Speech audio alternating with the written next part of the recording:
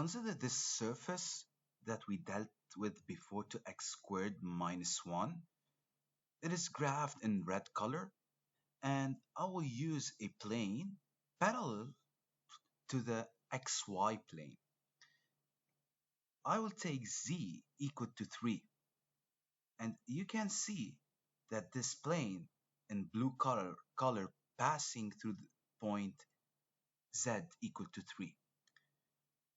This plane will intersect this red surface, and you will get a curve, which is the trace. A trace will form from this intersection. Of course, if you change the value of z, this trace will change. Sometimes it gets bigger, sometimes it gets smaller according to the position of the plane, and sometimes you get a totally different shape. For example, if we take x equal to 1,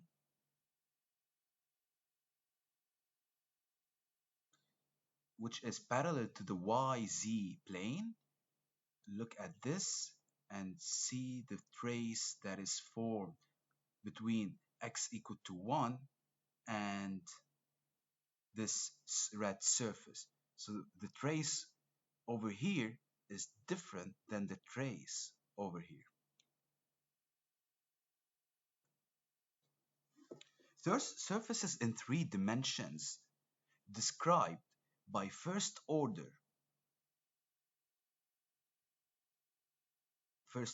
equations, such as this equation, and we studied this in the last lecture, and we saw this equation represents a plane.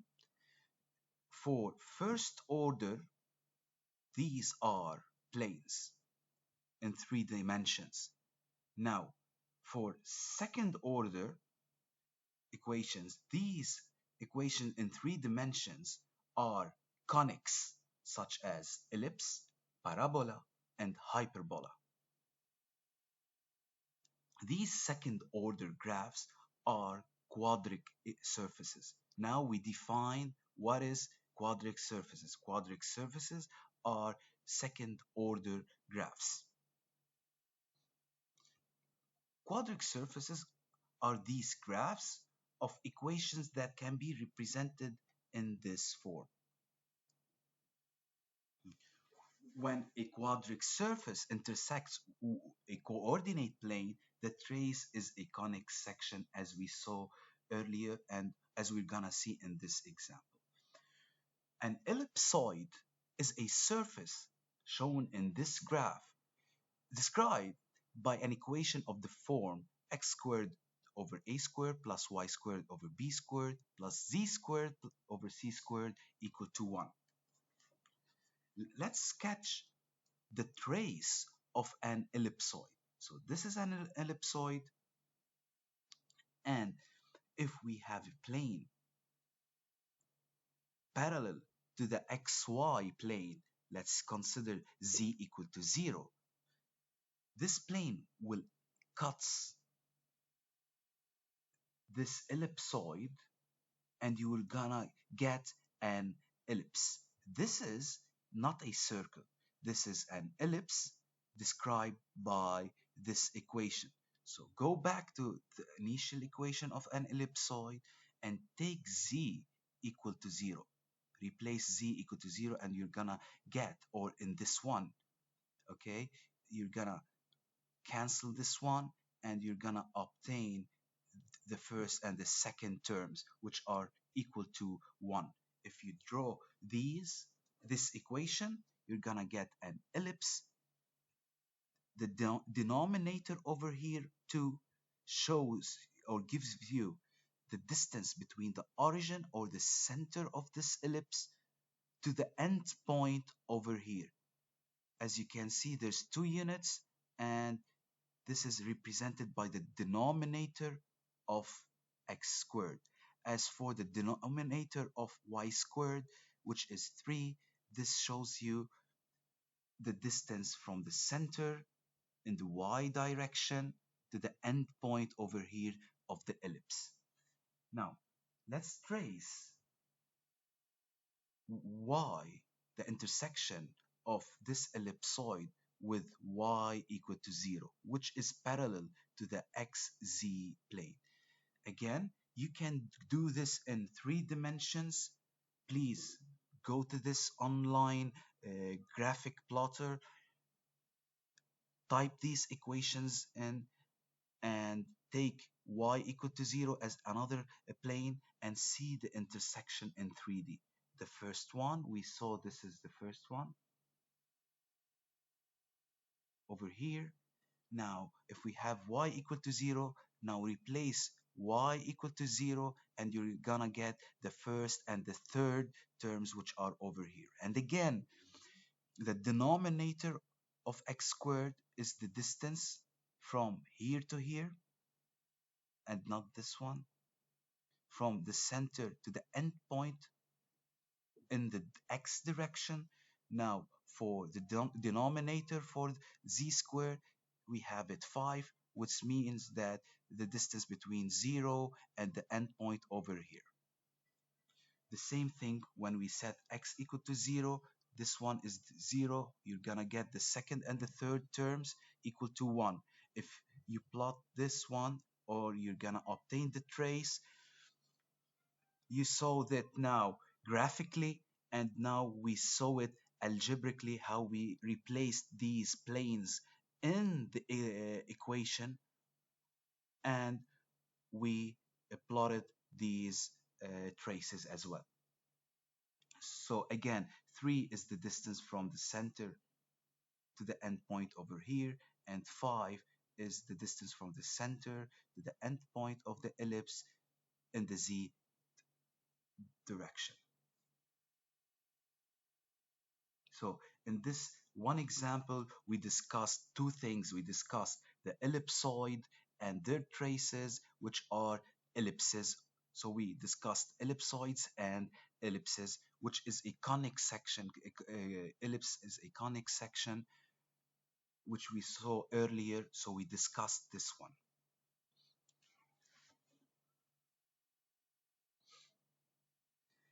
We mentioned before in the previous slides today that having the trace in different directions will give you different kinds of traces.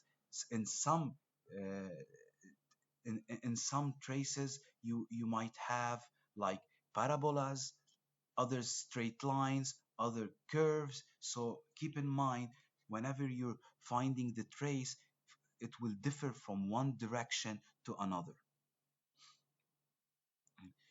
This equation, x squared divided by a squared plus y squared divided by b squared equal to z divided by c, is an elliptic paraboloid. It has this form. If you trace in xy, consider a plane parallel to the xy plane, you're gonna get an ellipse. So you're gonna get this line, the outline over here of this elliptic paraboloid. However, if you cut this in the xz plane or in the yz plane, you're gonna get like this. You're gonna get a parabola. Let's consider an example. Example 2.57.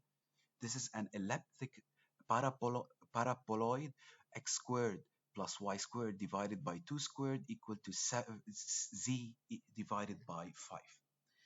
Now, if we start with the first trace, let's take z equal to 0. Z equal to 0, this is a plane parallel to the xy plane. This is z equal to 0. And if you trace it, it's going to cut it at this point. At this point, so in this case, you're going to get a point instead of a curve.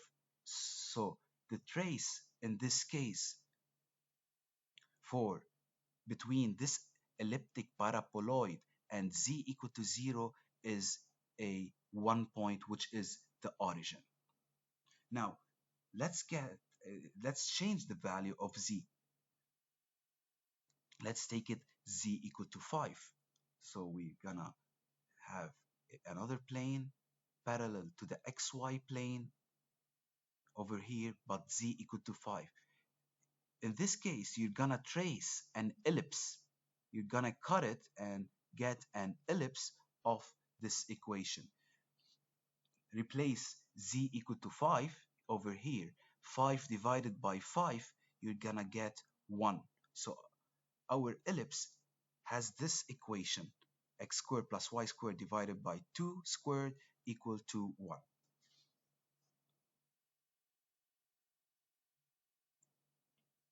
Now, if you cut this in the xz plane, you're gonna get a parabola.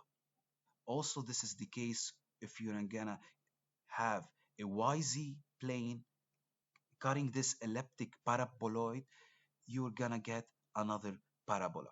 You can try these out using the online plotter or grapher. Example 2.58 is an interesting example where we're gonna find the focus of a parabolic reflector. This is a parabolic reflector, which is a dish, an antenna dish, and has a form of like a parabola in 2 dimensions. And every parabola is a conic section. And you saw this formula if you go back to the slides when we discussed the conics. uh, the equation of a parabola is y squared equal to 4ax or 4px. P is the focus of this parabola. Now, the question says that energy hitting the surface of a parabolic reflector is concentrated at the focal point of the reflector. So how this receiver gets this signal?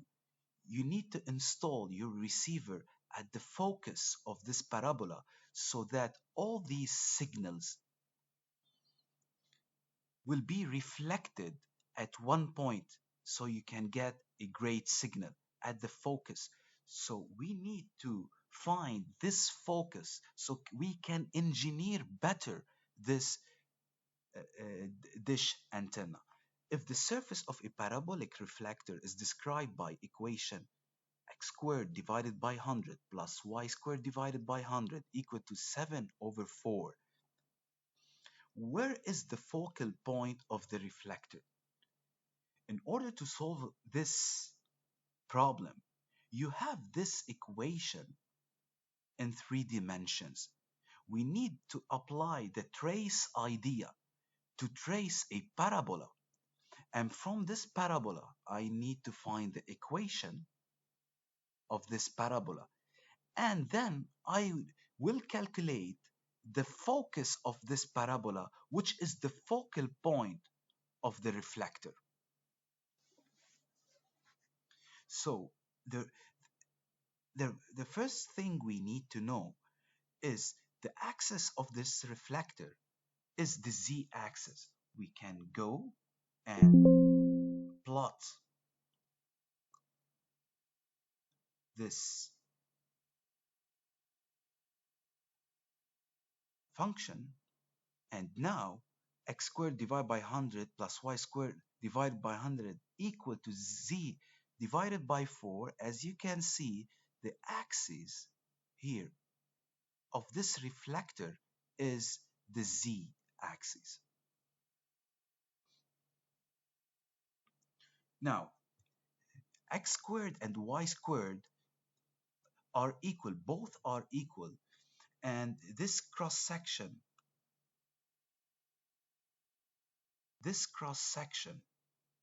in the xy plane is a perfect circle because the values in the denominator 100 and 100 is are equal. So if they were different, you will not get a circle, you will get an ellipse. So the distance from here to here is equal to the distance from the axis to here. So these are equal, which means that we have a, a same radius. That means this is a circle. So let's consider a trace in the xz plane or in the yz plane. In the xz plane. So this is an xz plane.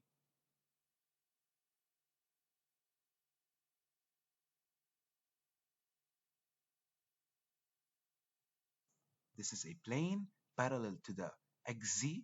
And if you look inside, you can see the parabola we're looking for. And then from this parabola, we need to calculate the focal length.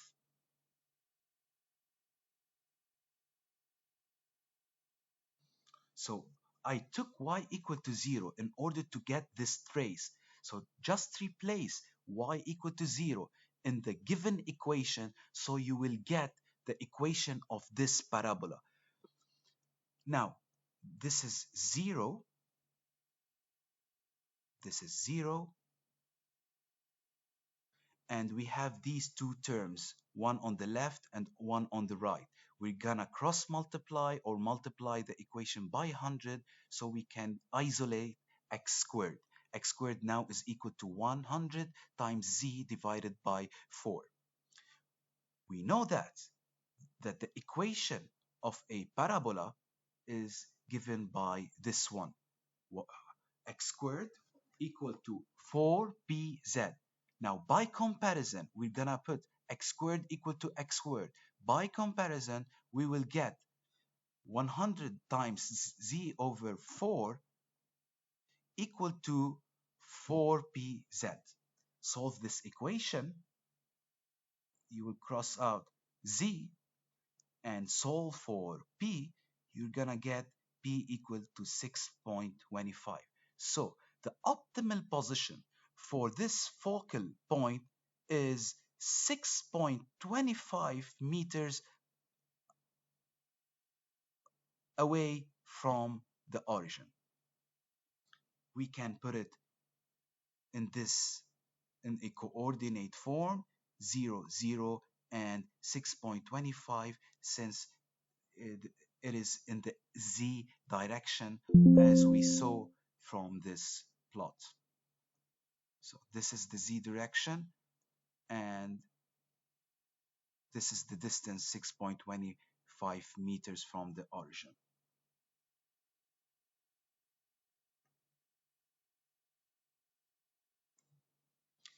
Hyperboloids like the one you see now also used in engineering. For example, such hyperboloid can be used to construct a cooler. This is a cooler that acts as a coolant for nuclear reactors. Like, for example, the one that we have in Pennsylvania, it's almost around 1 hour away from the college. And you can see these coolers, they have the form of hyperboloids.